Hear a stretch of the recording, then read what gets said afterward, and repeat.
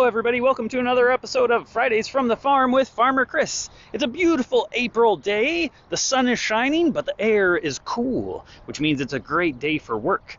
Today we're going to go explore the property and we're going to talk about the trees that we have here on our campus, because it's an interesting transitional time of year for trees, and that with the spring weather, similar to the plants that we talked about last week, the trees are also starting some of their activity, and they're a little bit different from the bushes and the shrubs and the veggies that we grow. So I want to get into that, and one specific quality of those trees, one specific property within those trees that I want to focus on. Of course, I've found something curious already that I want to share with you that has to do with trees, and then we will visit our chickens. I hope that you all are doing so very well and enjoying this beautiful weather and are having a good time learning more about Paramount School Farms. Have a great day. Here we are at a perfect specimen to describe the 5 parts of a tree, the 5 main parts. They have many, many more depthful explanations as to the specifics of it. But for you, I think it's important to identify 5 main things. We have the roots, the trunk, the branches and twigs, the leaves, and the flowers. Some of them are not evident this time of year on this specific tree. We have over 1,200 different species of trees in the United States alone. If you add in trees that aren't native to the United States, then we have more and more. Worldwide, almost 50,000 different species of trees. That is amazing and incredible. I wanted to talk to you about the different parts of trees because this time of year, when things haven't foliated yet, then it's hard to identify them.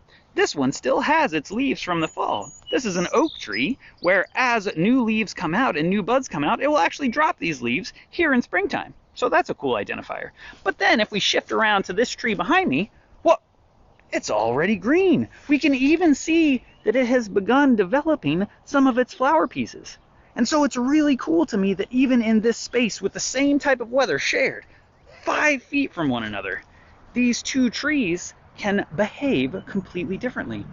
And I just think that that's super cool and want to run around and look at some of the different qualities of the trees that are starting to show different signs of life this time of year.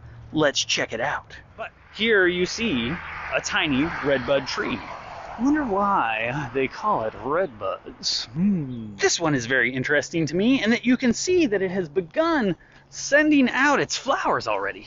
So you can see right here that its flowers have emerged. That's not a tree. Hello, squirrel. Are you having a good day today? Are you enjoying your snack?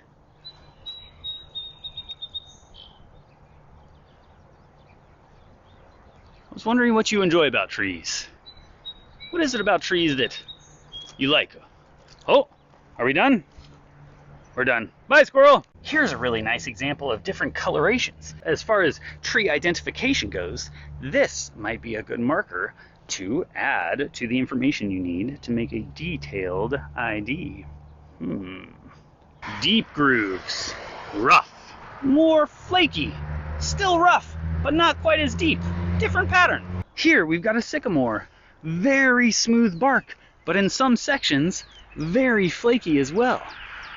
So flaky, it pops right off. Very thick, deep ridges on this Osage orange.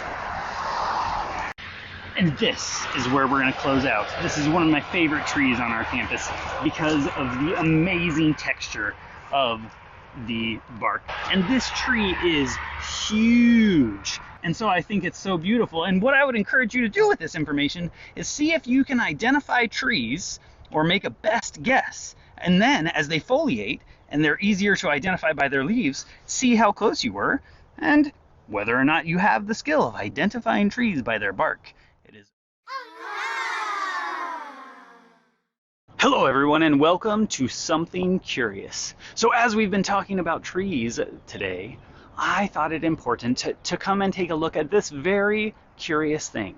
I'm talking about these little dollops. And if we look up into the tree, you can see that there are these little balls on all of the branches. And some of them are super concentrated. Look at how many there are right there.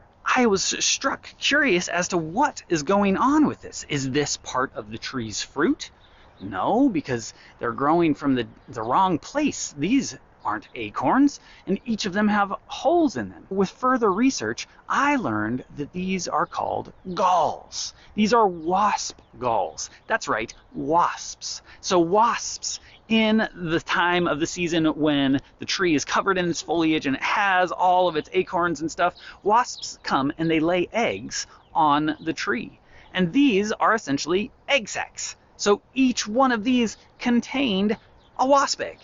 And so it's really wild that this tree hosts so many, and yet we look out into the yard and there aren't any other trees with this level of concentration. And so I'm really curious, what is it about this tree that was such a good host for those wasps? I wonder what it is. Would you lay your eggs on a tree and then leave it there? I certainly wouldn't.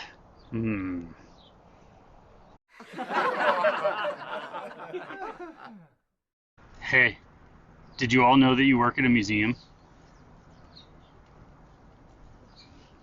Yeah, the Air and Space Museum. Get it? Air and space.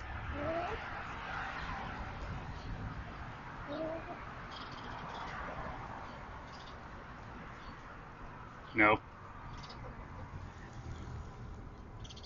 I tried.